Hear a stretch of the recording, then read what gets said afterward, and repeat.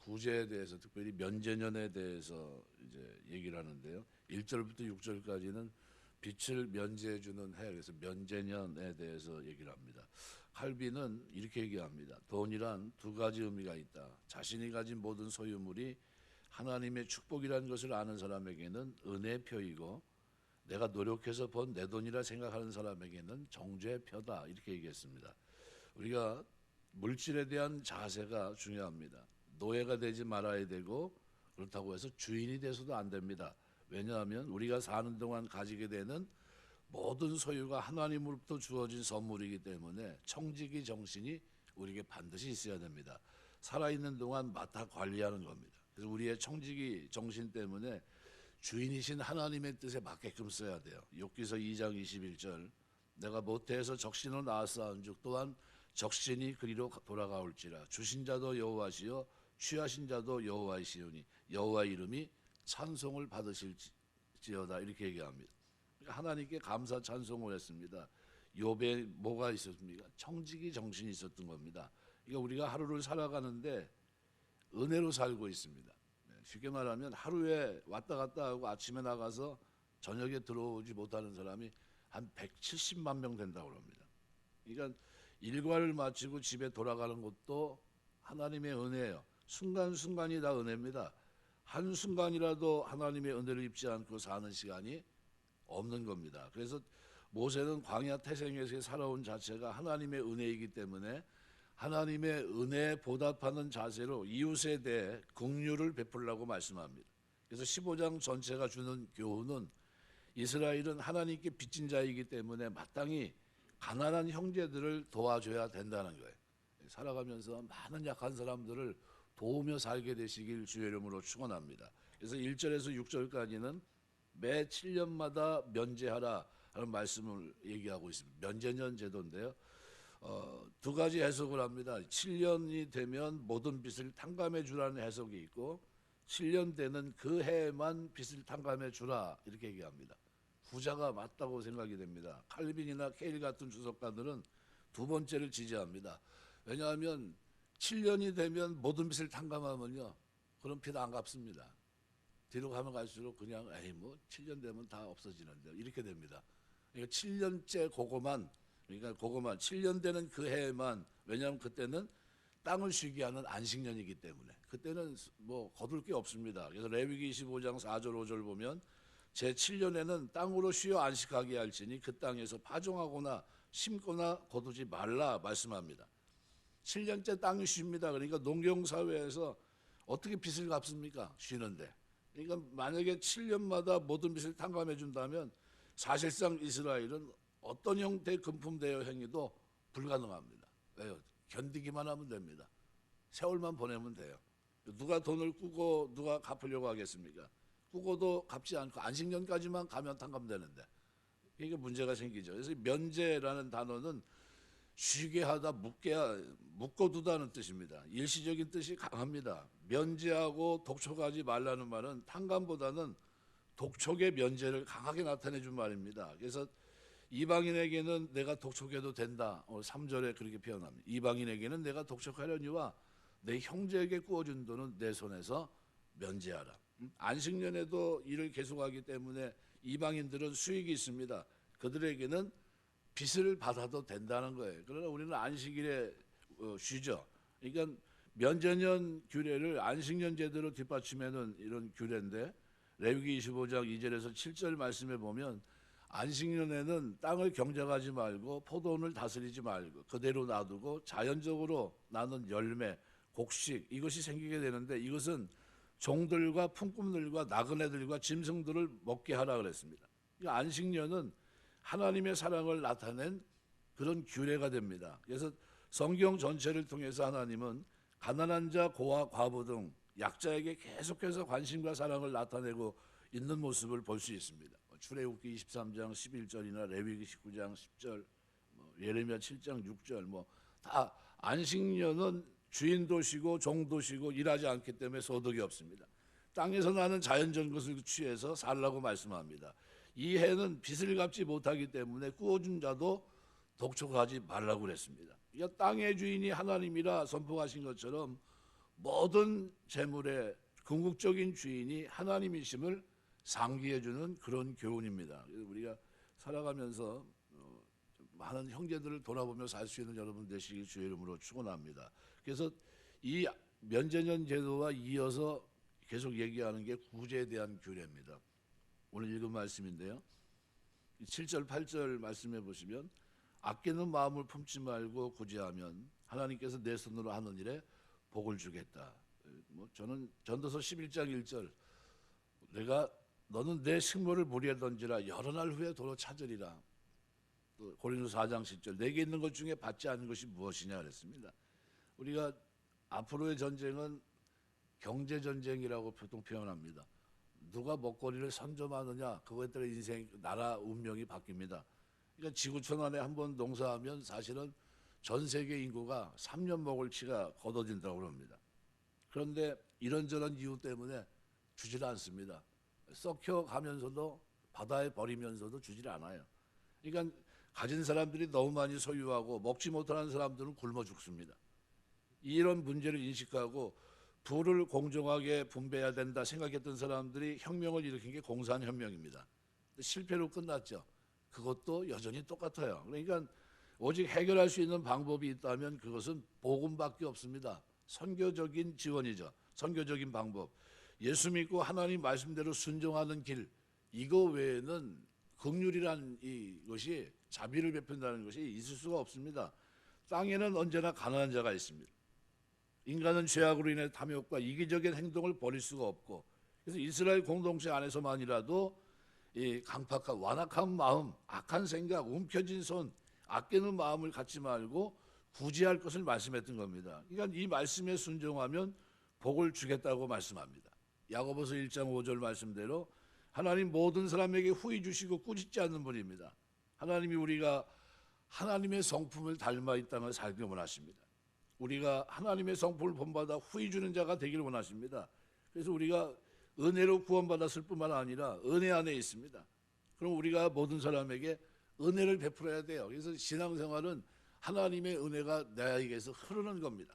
하나님은 하나님의 은혜가 나를 통해 흘러가게 하옵소서 기도드리시고 그런 은혜가 있게 되시길 주의 이름으로 축원합니다. 사도 바울은 너희가 기회 있는 대로 모든 이에게 착한 일을 하되 더욱 믿음의 가정들에게 할지니라 라고 권면하고 있습니다. 우리 주변에는 어려운 사람이 많습니다. 경제적인 어려움, 가정적인 어려움, 건강을 잃어버린 사람, 슬픔을 당한 사람, 이런저런 사람들이 많아요. 근데 이들을 볼 때 마음을 완악하게 하지 말고 못 본 채 하지 말라는 겁니다. 긍휼을 베풀어 손을 펴라는 겁니다. 왜 그렇게 살아야 됩니까? 우리가 하나님의 자녀이기 때문이에요. 아버지의 성품, 인격을 반영해 주는 자가 돼야 된다는 겁니다. 우리의 소명은 그래서 손을 펴고 사는 거예요. 베토벤이 어려울 때 가난한 생활을 했는데 먹을 것이 없을 정도로 진짜 어려운 때를 지나가면서 토지 투기를 해서 돈을 많이 벌었는데 동생이 이제 그런 대로 먹고 삽니다. 이 소식을 듣게 된 베토벤이 동생이니까 좀 도와주겠지 하고 편지를 썼는데, 근데 동생에게 답장이 왔는데 이렇게 왔습니다. 형님, 가난하게 사는 것은 전적으로 형님 책임입니다. 가난은 형님의 몫입니다. 형이 너무 섭섭해서 내 재물도 필요 없고 내 말도 필요 없다 답을 보냈습니다. 그럼 이제 얼마나 힘들었겠습니까? 성경은 뭐라고 표현합니까? 형제는 위급한 때를 위해 있느니라 그랬습니다. 형제는 잠언 성경에 위급한 때를 위해 있다. 여러분 가정에서 형제가 어려움 속에 있으면 도와주시길 주의 이름으로 축원합니다. 그렇게 하면 하나님이 갚아주실 거예요. 말씀을 붙잡고 하시는 겁니다. 약속을 붙잡고 하나님이 형제는 위급한 때를 위해 있다고 했으니까 내가 뭐 하나님 도와주지 않아도 그것으로 감사하고 도와주시면 갚아주시면 더 감사하고 그런 중심을 가지고 사셔야 됩니다. 그래서 예수 믿는 사람들은 항상 어떻게 해요? 손을 펴고 사는 겁니다. 남들에게 인색하다는 말을 들으면 회개하셔야 돼요. 저 사람은 뭐 한 번 나 저 사람에게 밥 얻어먹은 적이 한 번도 없어. 그럼 회개하셔야 돼요. 나는 누구에게 줄 것도 없고 받을 것도 없고 나는 나 혼자만 먹고 산다고 그러면 철저히 회개하셔야 됩니다. 지금까지 그렇게 살았으면 하나님 다시는 이렇게 살지 않게 하옵소서 해야 돼요. 교제하며 떡을 떼고 나누며 삽니다. 그게 신앙이에요. 그래서 마태복음 9장 13절에 보면 이렇게 표현해요. 너희는 가서 내가 긍휼을 원하고 제사를 원치 아니하노라 하신 뜻이 무엇인지 배우라. 제사는 반드시 제물이 있어야 됩니다. 하나님께 드리는 제물. 그런데 긍휼은 뭡니까? 마음입니다. 그러니까 아무것도 드리는 것이 없습니다. 가슴이에요, 가슴. 그러니까 하나님의 긍휼을 내가 받아들이는 겁니다. 그러니까 너희는 가서 내가 긍휼을 원하고 제사를 원치 아니하노라 하신 뜻이 무엇인지 배우라는 겁니다. 그러니까 우리가 어떤 마음을 가지고요? 남들을 불쌍히 여기는 마음을 가지고 살아야 됩니다. 호세아서 1장 6절 보면 하나님은 내가 인애를 원하고 제사를 원치 아니한다고 그랬습니다. 인애라고 하는 말은 자비와 긍휼을 뜻합니다. 구약에서 자비라고 하는 말의 어원이 여인의 자궁을 말해요. 그러니까 여인의 자궁에서 생명체는 보호를 받습니다. 여인의 자궁은 사랑의 뿌리예요. 그러니까 구약에서 말하는 긍휼은 창조적인 사랑입니다. 예수님께서 큰 무리를 보시고 불쌍히 여기사 병자를 고쳐주십니다. 마태복음 14장 13절 이하에 보면 병든 자, 가난한 자, 어려운 자를 볼 때마다 불쌍히 여기셨어요. 여러 곳의 성경은 계속 그것을 강조합니다. 이 불쌍히라는 말이 심장이란 뜻입니다. 불쌍히 여기면 뭐가 떨려요? 심장이 떨립니다. 그래서 심장으로 사랑을 합니다. 우리가 가난한 사람을 구제할 때 감상적인 눈물이나 값싼 동정을 주는 것이 아니라 불쌍히 여기는 순간 내 심장이 떨려 견딜 수 없어요. 그런 중심을 가지고 하는 것이 구제입니다. 그런 마음으로 형제를 볼 때 하나님께서 기적을 베푸셔서 진정한 구제를 할 수 있도록 인도하시는 겁니다.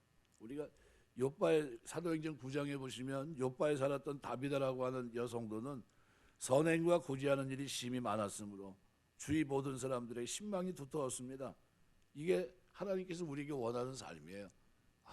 살아가는 사도행전 2장 10장 2절에 보면 고넬료는 하나님 경외하는 사람이며 백성을 많이 구제한 사람이에요.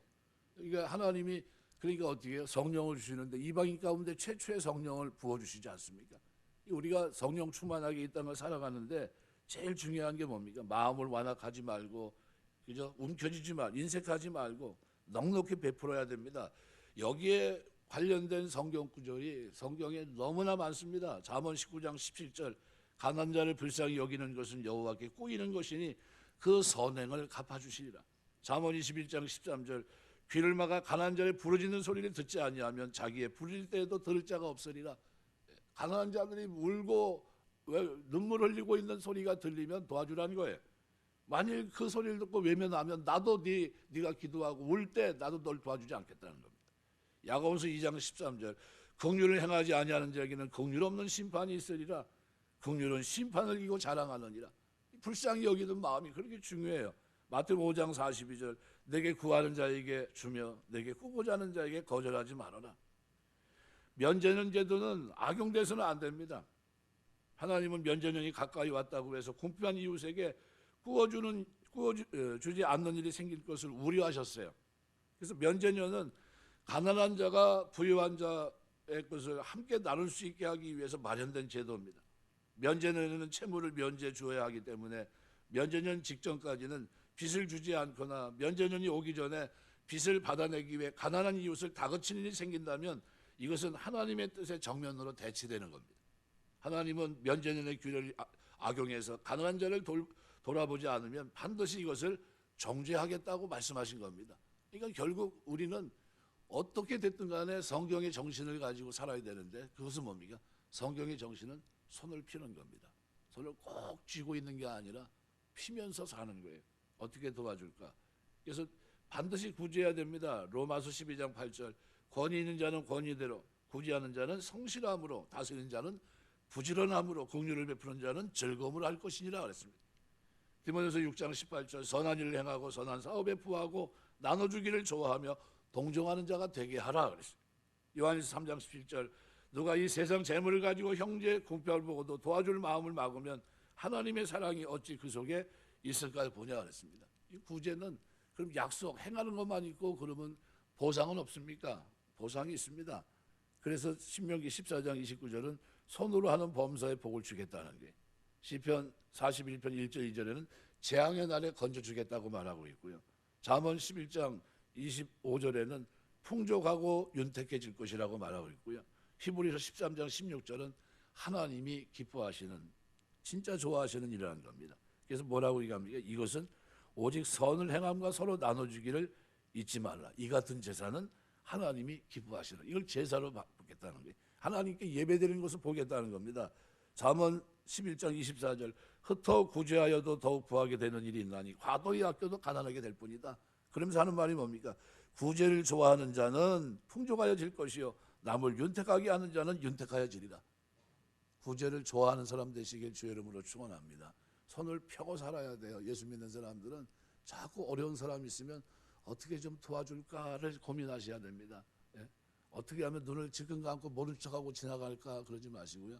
예, 도와줄 수 있어야 됩니다. 여기 오늘 본문을 쭉 보시면은, 예, 그래서 이 구제는 해도 되고 안 해도 되고가 아닙니다. 그래서 10절은 뭐라고 변하냐면 너는 반드시 어떻게 그에게 줄 것이요 줄 때에는 아끼는 마음을 품지 말 것이니라. 이로 말미암아 내 하나님 여호와께서 내가 하는 모든 일과 내 손이 닿는 모든 일에 내게 복을 주시리라. 하는 거, 그러니까 내 손이 수고한 대로 먹게 하겠다는 겁니다. 수고한 열매를 거두게 하시겠다는 겁니다. 이거 반드시 어떻게 해요? 구제하는 겁니다. 너는 확실하게 줄 것이요 라는 뜻이에요. 그러니까 우리가 살아가면서 이 구제는 하나님의 약속이 있는 겁니다. 그래서 11절에는 이렇게 표현합니다. 땅에는 언제든지 가난한 자가 그치지 아니하겠으므로 내가 내게 명령하여 이르노니 너는 반드시 내 땅 안에 내 형제 중 곤란한 자와 궁핍한 자에게 내 손을 펼치니라. 여기 우리 본문에 곤란한 자, 히브리 말로 아니라는 말인데요.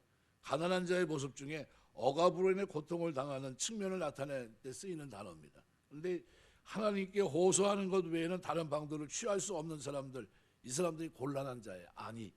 그다음에 궁핍한 자, 예부원이라는 이 단어는 결핍을 말합니다. 결핍한 자. 가난한 자의 매우 일반적인 모습을 묘사할 때 쓰이는 단어인데요. 공동체 보호로서 필요가 채워져야 하는 그런 사람들, 우리 국가가 이렇게 봐서 저 사람 어렵다, 좀 도와줘야 되겠다 했을 때 그 대상자들, 이런 사람들입니다. 이런 사람들에 대해서 어떻게 해요? 도와줘야 된다는 겁니다. 그래서 내 형제 중에 곤란한 자, 궁핍한 자에게 내 손을 펼치어다. 중요한 사실은 가난하고 궁핍한 자를 구제하라는 율법이 항상 부유하고 넉넉하게 사는 자에게만 요구된 것이 아니라는 사실입니다. 이 율법은 하나님의 자녀들로 이루어진 공동체의 모든 구성원들에게 요구되는 것이기 때문에 어느 특정 소수에게만 요구되는 것이 아닙니다. 고린도후서 8장 2절 보면 환난의 많은 시련 가운데 저희 넘치는 기쁨과 극한 가난이 저희로 풍성한 연보를 넘치도록 하게 했다 그랬습니다. 이거 어떤 환경을 뛰어넘어서 예수 믿는 사람들은 어떤 사람들입니까? 하나님의 약속을 가지고 있는 사람들이기 때문에 손을 펴고 이 땅을 살아야 됩니다. 살면서 어떻게 해요? 그리스도의 살아계심을 증거하고, 왜 그렇게 삽니까? 구원받은 은혜가 너무 감사하고 일상 속에서 날마다 은혜 베푸시는 하나님의 은혜가 너무 감사해서 이렇게 삽니다. 그거 외에는 없어요. 근데 하나님은 마땅히 해야 될 일을 하는 우리에게도 어떻게 해요? 보상으로 그 약속을 붙잡고 실천하는 신실한 하나님의 종들에게 어떻게 해요? 형통의 복을 주십니다. 손으로 하는 것마다, 만지는 것마다, 이거 지금 마이다스의 손이 되라는 거예요. 내가 변해서 금이 되면 불행하지만요, 내가 만지는 것마다 금으로 만들 수 있으면 축복입니다. 그런데 하나님은 부지하는 사람의 손을 어떻게 하겠다는 겁니까? 하는 것마다, 내 손으로 하는 것마다, 내 손이 닿는 것마다 어떻게 하시겠다? 되게 하겠다는 겁니다. 형통하게 하겠다는 겁니다. 구제, 축복이 있는 겁니다. 살아가면서 하나님 영광 위에서 귀하게 쓰임받고, 여러분의 손이 금손이 돼서 꼭 쥐고 있는 게 아니라 여러분이 손 닿는 것마다 어떤 손이요? 마이다스의 손이 돼야 돼요. 남들은 안 된다고 하는데 여러분의 손이 딱 닿으면 어떻게 해요? 되는 역사가 있어야 됩니다. 그게 축복이에요. 여러분 사람들이 환경이 어려운데, 그런데 아무게 그 사람만 그 일을 대비면 어떻게 해요? 그게 그냥 해결이 되는 거예요. 그게 축복입니다. 왜 하나님 그렇게 축복하십니까? 약속대로 내 손으로 닿는 것마다 하나님께서 어떻게 해요? 복을 주시겠다는 겁니다. 이 축복이 우리 교회를 출입하는 여러분들의 삶 속에 늘 충만해서 섬기며 사는 동안 손을 쭉 펴고 사시고요. 한 번도 손을 감추지 마세요. 그리고 주 영광에 쓰임받다 풍족한 것 누리다가 주님 앞에 설 수 있는 은혜가 있게 되시길 주의 이름으로 축원합니다. 기도하겠습니다.